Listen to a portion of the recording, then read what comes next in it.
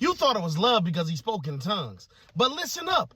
Demons know scripture too. You mistook the presence of prayer for the proof of fruit. You saw hands lifted in worship, but didn't notice they were still dirty from deception. He told you God sent him.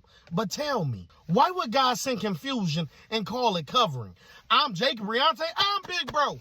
And it don't matter if the men don't get it. Ladies, this message is for you. See, not every God told me you're my wife is divine revelation. Some are demonic strategies wearing a suit and a smile. Some are not trying to love you. They're trying to own you. And they know if they use religion as a leash, you'll confuse control with covenant. But let's flip the mirror for a second. You didn't fall because you were weak. You fell because you were hungry. Hungry for love. Hungry for purpose. Hungry for peace. But instead of going to the source, you trusted the salesman that promised you paradise. You stayed because you thought struggle was spiritual. You tolerated manipulation and called it ministry. You confused chaos with chemistry.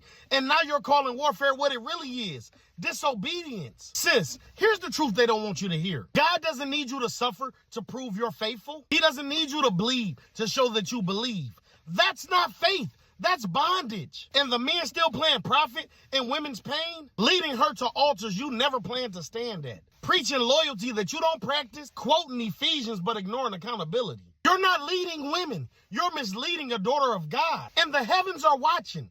This is your wake-up call. If it costs your peace, it's not your promise.